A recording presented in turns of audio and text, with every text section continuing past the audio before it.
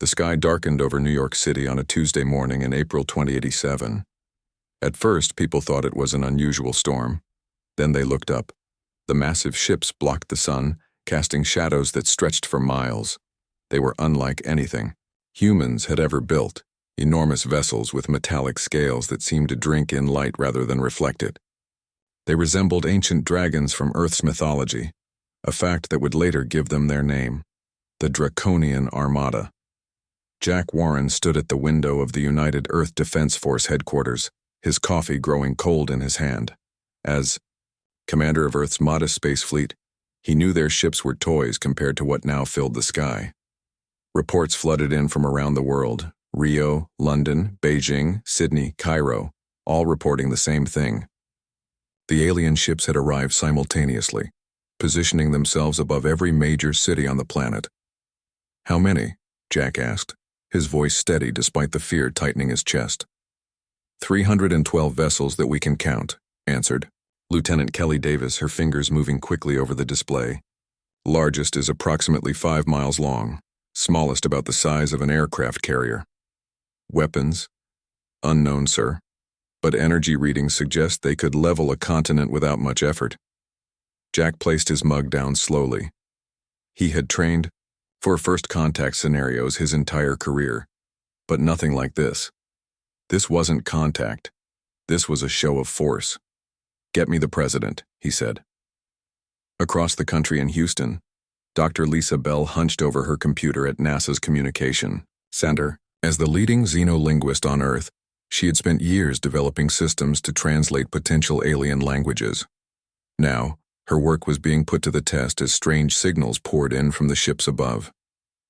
"This doesn't make sense," she muttered, pushing her glasses up her nose. "The patterns don't match anything in the database."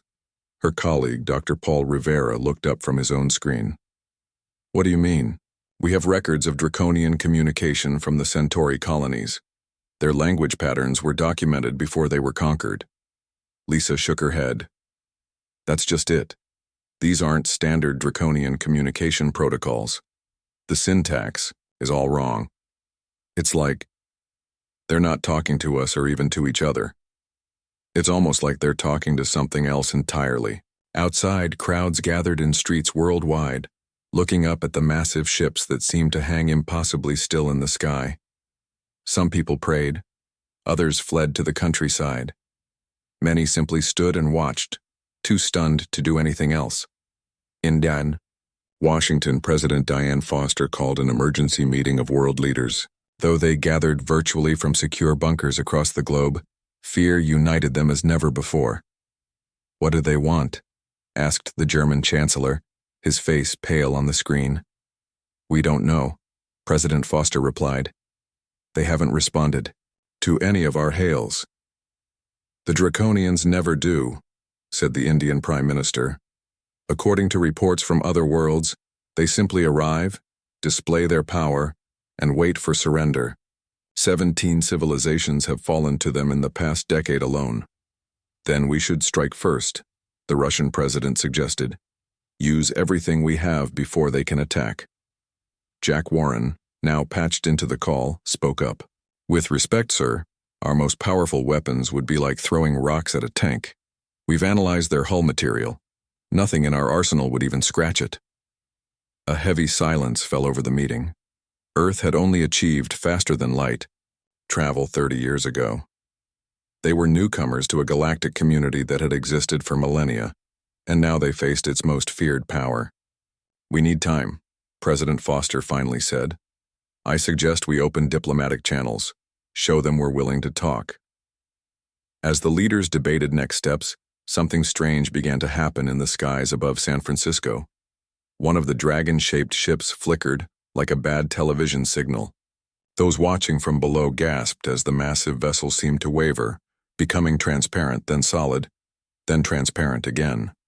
Alan Reeves, Earth's galactic ambassador who had been off-world when the ships arrived, was just landing his shuttle at the emergency government facility in Colorado.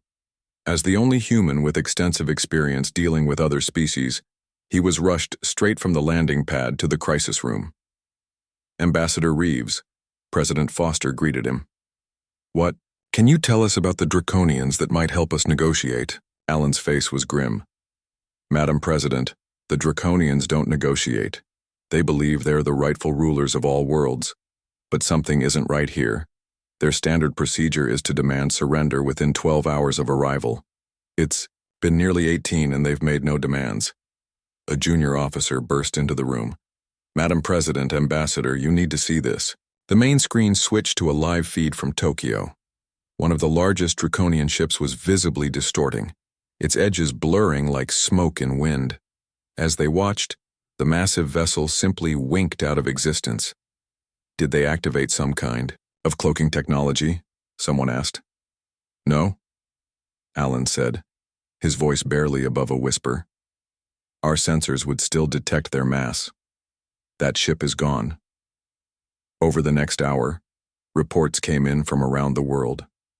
Draconian vessels were disappearing, one by one, not retreating to space or activating stealth systems, truly vanishing. In Houston, Lisa Bell's computers went wild as a flood of signals poured in just before each disappearance. They're panicking, she told her team, the realization dawning on her face. These aren't attack commands or even retreat orders. They're distress calls. By sunset, half the armada had vanished. By midnight, only a dozen ships remained, their once perfect formation now broken as they shifted positions erratically above the Earth.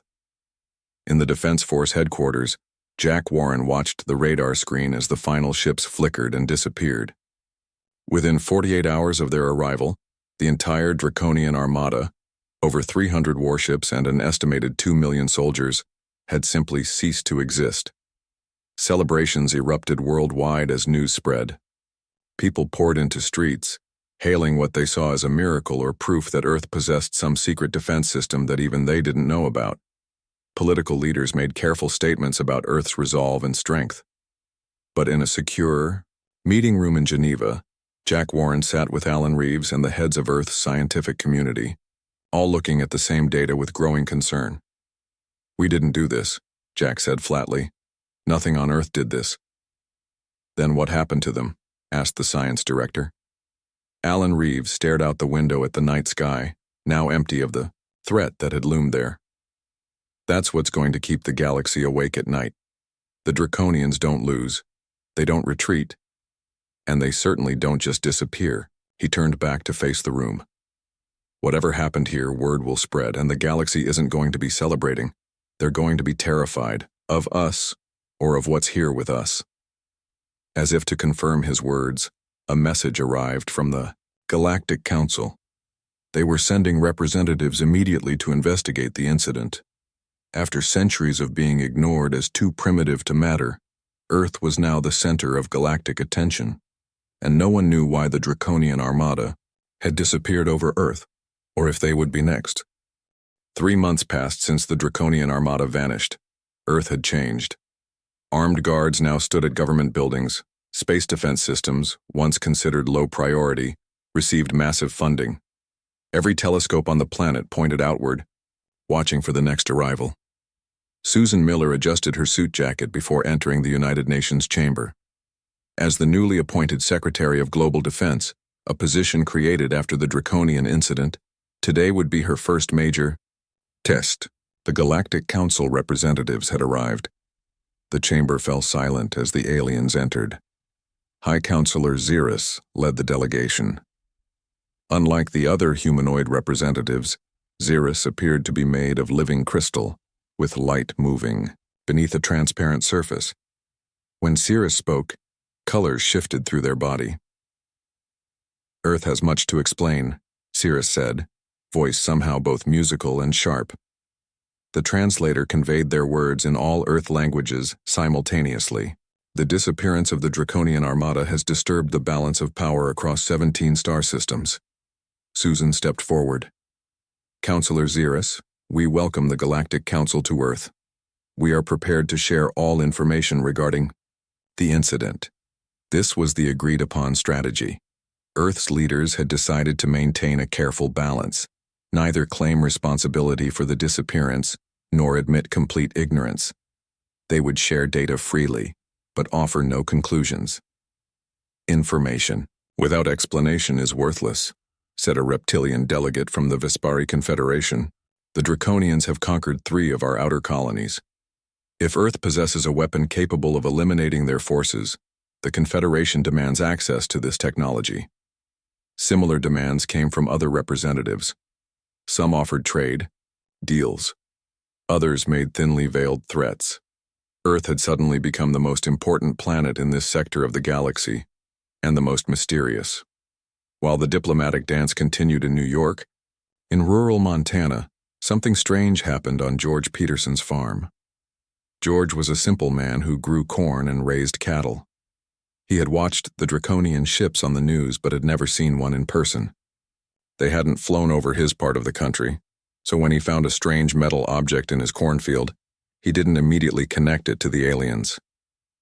The object was about the size of a basketball, covered in what looked like scales made of dark metal. It seemed to shimmer in and out of focus when viewed from certain angles. George's dog wouldn't go near it. When George finally worked up the courage to touch it, the world around him disappeared.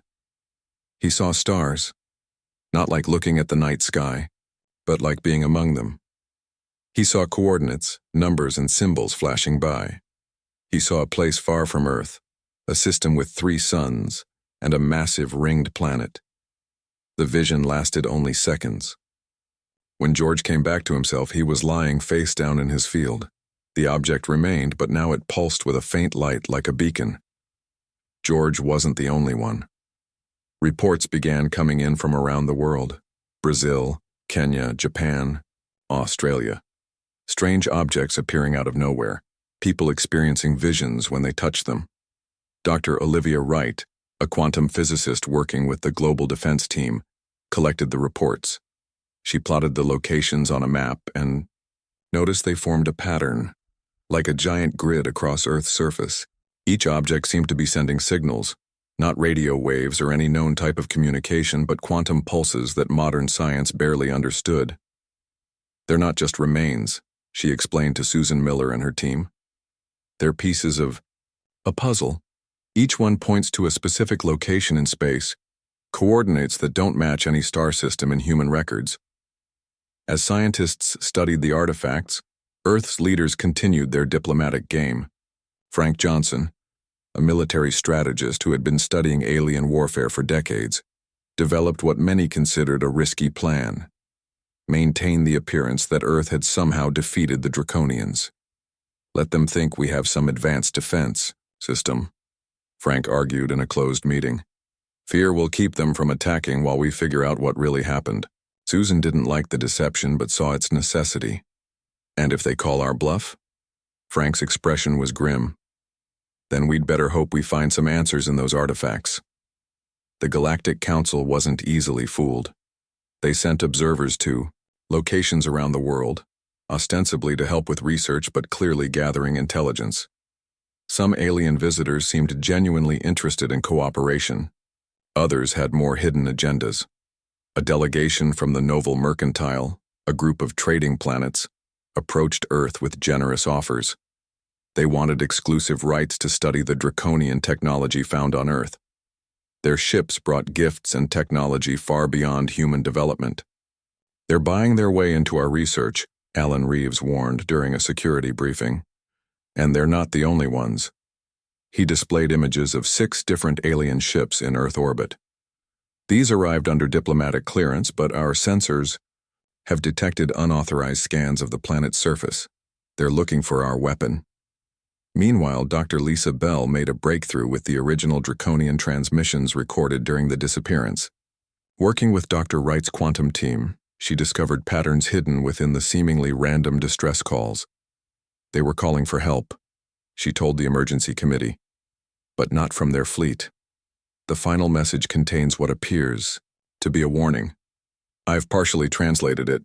It breaks through. World between worlds. Do not follow. The room fell silent as the implications sank in. Whatever happened to the Draconians wasn't a human weapon or defense system. It was something else, something the fearsome Draconians themselves were terrified of. In space, tensions grew. 3 more Galactic Council ships arrived. These, clearly, military vessels despite their diplomatic designation. Earth's small defense fleet moved into protective positions, though everyone knew they would be hopeless against advanced alien weapons. The Vespari representative became more insistent, demanding access to Earth's dimensional technology, a term no human had used but which spread through galactic channels. Rumors claimed Earth could shift enemies into pocket dimensions or erase them from reality. Susan Miller felt the pressure growing with each passing day. The bluff couldn't last forever. Sooner or later, someone would make a move, either to seize Earth's fictional weapon or to test its capabilities with an attack. The breakthrough came from an unexpected source. George Peterson, the Montana farmer who found the first artifact, contacted the authorities when his object began to change. The metal scales were shifting, rearranging themselves.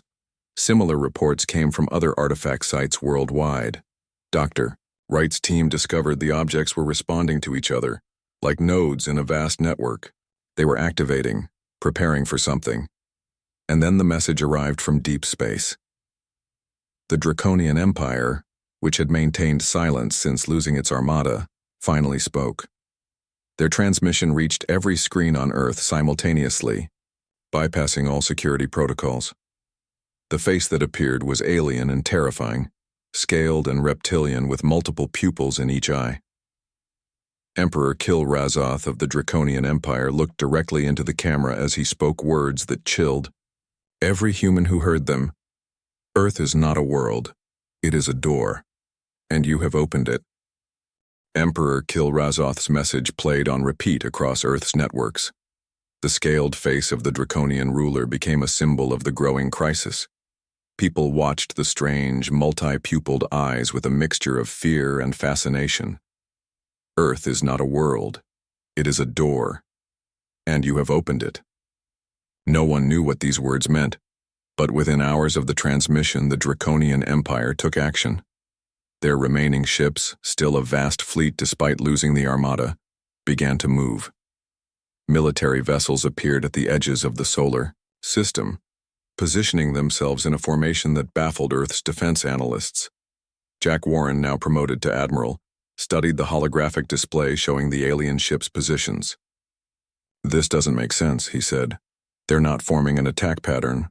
His second-in-command, Captain Nancy Reed, pointed to the simulation. "They're creating a perimeter. See how they're equally spaced, facing outward? It's like they're establishing a border."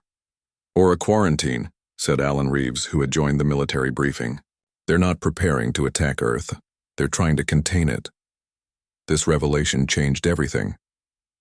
Director Samantha Collins of Earth Intelligence called an emergency meeting of the Global Defense Council. Representatives from major nations gathered virtually as she presented her findings. "The Draconians are afraid," she explained, her calm voice a stark contrast to the alarming data on screen. "Our monitoring stations have detected unusual activity in their fleet movements. They're not moving toward Earth, but creating a defensive line approximately 2 light years from our solar system." President Foster leaned forward in her chair. "Defensive against what? Us?" "No, Madam President. I believe they're defending against whatever they think is here with us. Whatever took their armada." The room grew quiet. For months, Earth had maintained the bluff that some secret weapon or defense system had defeated the Draconians. Now it seemed the aliens believed something far more terrifying. While leaders debated the implications, the artifacts found around the world continued to change. Dr. Wright's team worked day and night to understand them. The objects no longer remained static but shifted forms, sometimes expanding, sometimes contracting, always pulsing with energy that defied explanation. George Peterson's farm became a research station as scientists studied the first discovered artifact. George himself remained nearby, as the object responded differently when he approached. "It recognizes you," Dr. Wright told him. "Or at least, it recognizes something about you." "I'm just a farmer," George said, watching the metallic scales ripple, as if alive. "I've never even been off Earth. Maybe that's exactly why it chose you." At NASA headquarters, Dr. Lisa Bell finally completed her translation of the Draconian fleet's final messages. She rushed into Samantha Collins's office without Appointment, her hands shaking as she placed a tablet on the desk. It wasn't a military communication, she said breathlessly. The last transmission from the Armada wasn't even meant for the Draconian Empire. It was a warning to anyone who might follow them. Director Collins picked up the tablet and read aloud. It breaks through. World between worlds. Do not follow. The space between is hungry. Lisa nodded. They encountered something they had no words for. Something that exists in the space between dimensions. This information was immediately classified, but rumors spread. People connected the Draconian message with the artifacts, creating theories about doorways to other dimensions and creatures that lived between worlds. Admiral Warren proposed a bold plan. We need to know what we're dealing with. I want to lead a small team beyond the Draconian perimeter. If they're containing something, we need to understand what and why.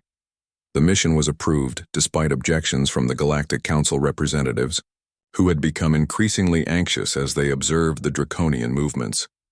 High Counselor Xeris warned against any provocative actions, but Earth's leaders felt they had no choice.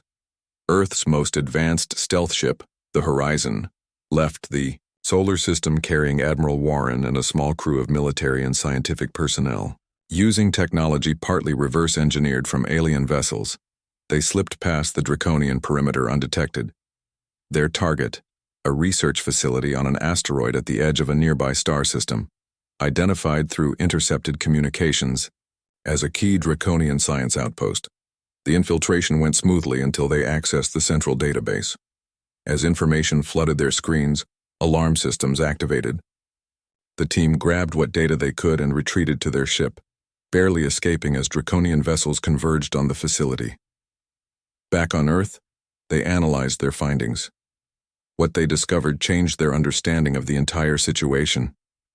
They're experimenting with technology similar to the artifacts we found, Warren explained to the Defense Council. The Draconians have been studying dimensional physics for centuries. They believe Earth sits at a crossroads of realities, a place where the barriers between dimensions are naturally thin. And they came here to study this phenomenon? Asked President Foster. No, Warren said grimly. They came here to exploit it. The data shows they were attempting to create artificial doorways between dimensions. They believed such technology would make their empire unbeatable. They could move entire fleets instantly across the galaxy, or banish enemies to empty pocket dimensions. But something went wrong, Samantha Collins concluded. Instead of controlling these doorways, they awakened something that pulled them through. As they discussed the implications, reports came in from research sites around the world. The artifacts were changing again, all of them simultaneously, regardless of location. Their surfaces now displayed the same symbol, a spiral pattern, that matched nothing in human or known alien languages. Dr. Wright called in from the Montana site. Her voice came through filled with static. The artifact is generating some kind of field. It's affecting our equipment, but also, I think it's affecting space itself around it. Readings show distortions in the local gravity well. Similar reports came from other sites. The objects were no longer just artifacts. They were becoming active, changing the very fabric of reality around them. In Houston, Dr. Lisa Bell made another breakthrough. Working with Dr. Wright's quantum team, she discovered a pattern hidden in the artifact's emissions. They're not just sending signals to space, she explained. They're sending signals to each other, and they're synchronizing. George Peterson was the first to notice what happened next. Standing near the artifact on his farm, he saw it briefly become transparent. For just a moment, he could see through it, into somewhere else. A place of strange colors and impossible geometry, where ships hung suspended like flies in amber. I saw them, he told the research team, his voice shaking. I saw the missing ships, and I think they saw me too. That night, all communication, satellites around Earth detected a signal, not from space but from within the artifacts themselves. A message, simple and clear, in perfect English. We are still here. We are still here. Those 4 words changed everything. The discovery that the Draconian Armada wasn't destroyed but trapped somewhere else created a new crisis. Earth's leaders faced a terrible choice: attempt to rescue the very force that came to conquer them, or leave them to whatever fate awaited in the other dimension. President Foster called a meeting of her closest advisors. Admiral Warren, Director Collins, Dr. Bell, and Dr. Wright gathered in the Oval Office along with Alan Reeves. The artifacts are creating some kind of map, Dr. Wright explained, displaying a hologram that showed pulsing lines connecting the various discovery sites around the world. They're forming a network, and that network is shaping what I can only describe as a dimensional blueprint. A blueprint for what? The President asked. A door, Dr. Bell said simply. A way to cross between here and wherever the Draconians are trapped. Director Collins leaned forward. And if we open this door, what else might come through? No one had an answer. The silence in the room was heavy with implications. Meanwhile, the Galactic Council representatives grew increasingly agitated. High Counselor Xeris demanded a private meeting with President Foster. There are things you do not understand, Xeris said, the crystalline body pulsing with urgent colors. Ancient texts speak of void spaces between realities, places where entities dwell that were old when our civilizations were young. They hunger for energy-rich matter, like starships and living beings. Are you saying the Draconians awakened? One of these entities, President Foster asked. We believe they may have. And if Earth truly sits at a crossroads of dimensions as the Draconians suspected, opening a door would be catastrophic. Not just for your world, but for all worlds. The warnings from the Galactic Council were clear. Do not attempt rescue. Seal any potential doorways. Destroy the artifacts if possible. But humanity had never been good at leaving doors unopened. A young physicist named Daniel Green approached Dr. Wright with a theory. Having studied both the artifacts and the data retrieved from the Draconian research facility, he believed he understood what had happened. The Draconians didn't just disappear, he explained, sketching rapidly on a digital pad. They're in a fold of reality, a bubble dimension created when their technology interacted with Earth's unique properties. I believe we can stabilize the doorway enough to send a team through safely. Dr. Wright was skeptical. And how do we ensure whatever pulled them in doesn't pull us in too? Daniel pointed to his equations. The artifacts themselves are the key. They're not just messages, they're anchors. If we use them correctly, they can hold the doorway stable. A heated debate broke out among Earth's scientists and leaders. Some, like Admiral Warren, argued they had a responsibility to attempt rescue, if only to understand the threat. Others insisted the risk was too great. In the end, the decision came down to a vote of the Global Defense Council. By a narrow margin, they approved a limited expedition. A small team would attempt to cross over using Daniel Green's stabilization theory.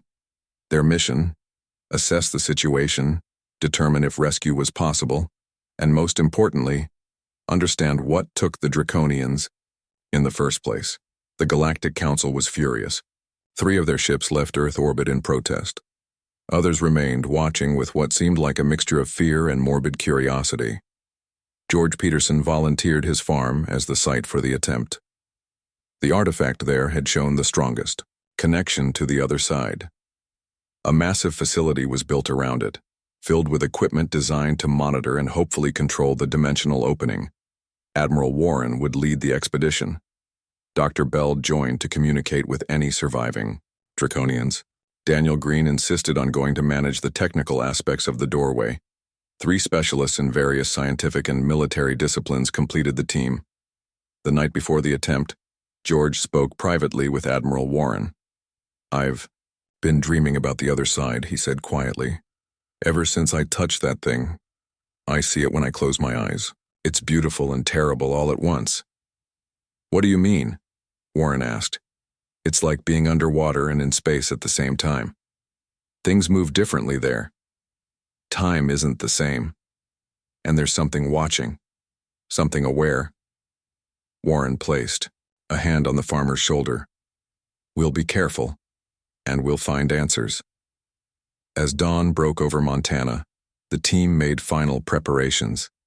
They wore specially designed suits that would hopefully protect them from whatever environment they encountered.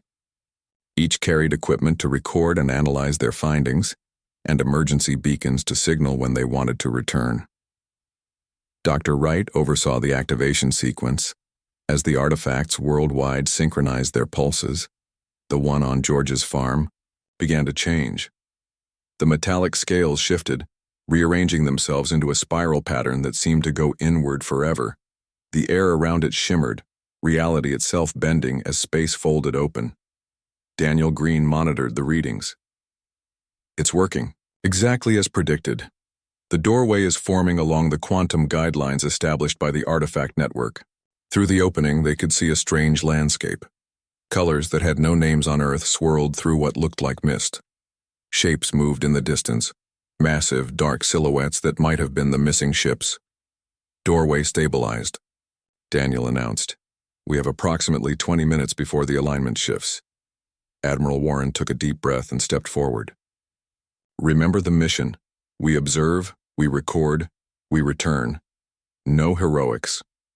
One by one, the team crossed through the opening. The sensation was unlike anything they had experienced, like being pulled apart and put back together in the same instant. Their communication devices crackled with static, then cleared. "We're through," Warren reported back to the control room. "We are somewhere else." The landscape around them defied easy description. The ground beneath their feet seemed solid, yet somehow fluid, rippling slightly with each step. The sky, if it could be called that, was a swirling mass of colors that hurt the eyes if watched too long, and in the distance, suspended like flies in amber, hung the missing Draconian ships. Hundreds of vessels, frozen in various states of distress. Some had tried to flee. Others appeared to have been firing weapons at an unseen enemy. "Life signs?" Dr. Wright asked over the comm. Dr. Bell checked her scanner. "Yes, thousands.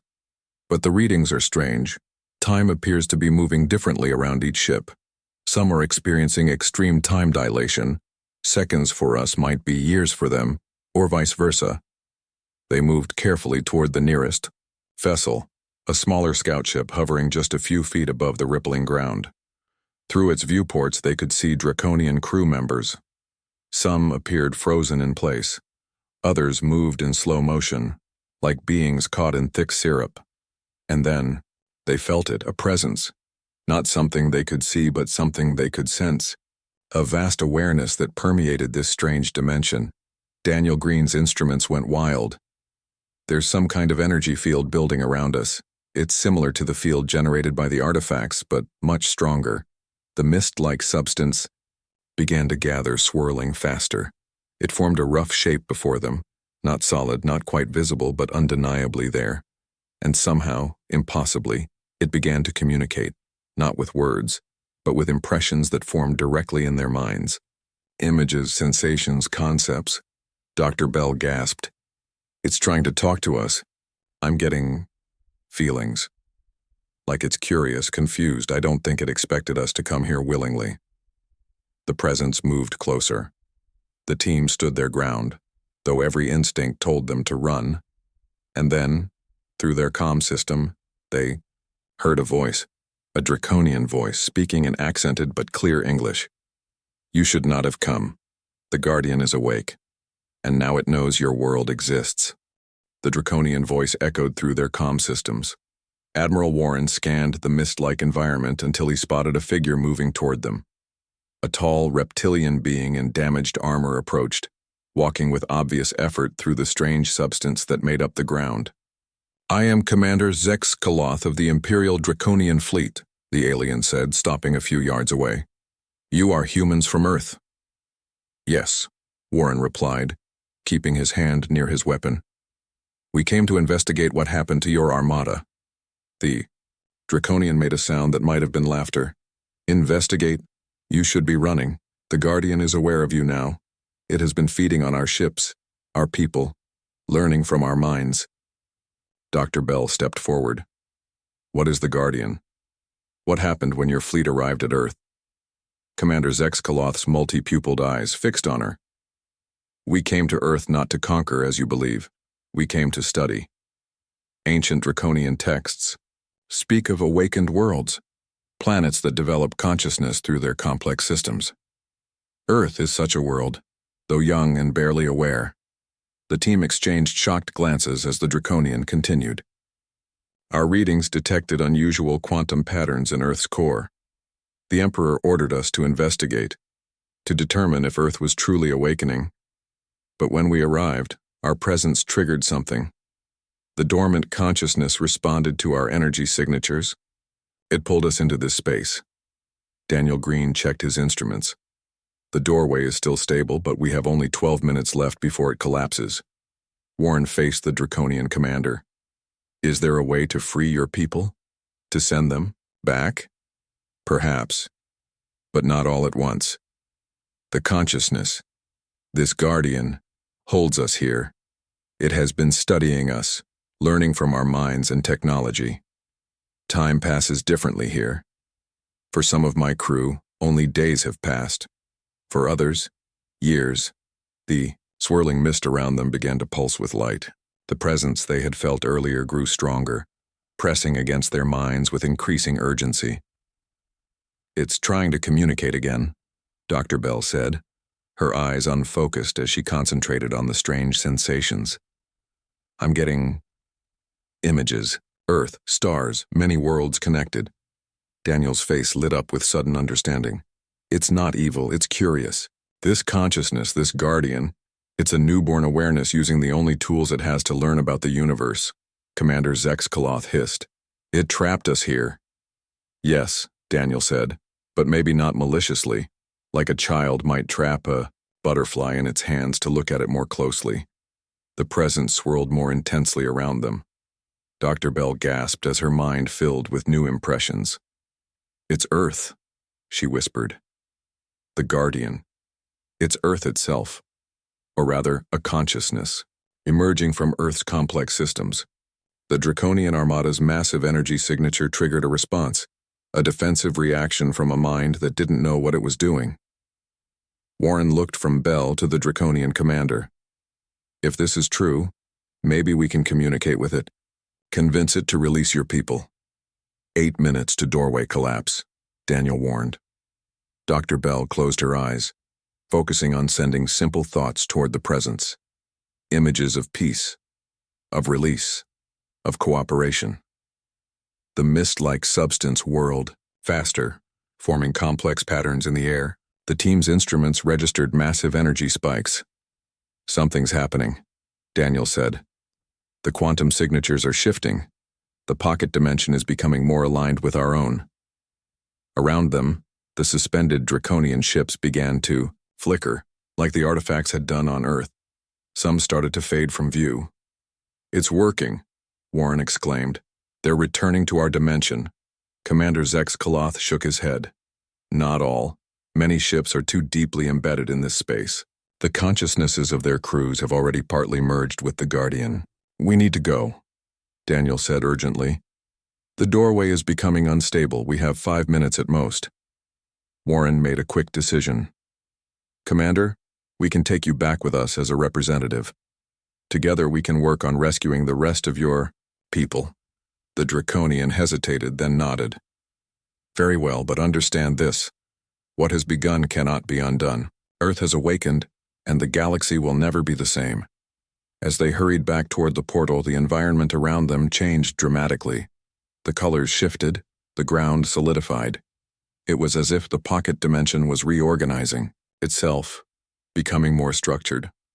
The Guardian is learning, Dr. Bell said. It's adapting the environment based on our thoughts and the Draconian knowledge it's absorbed.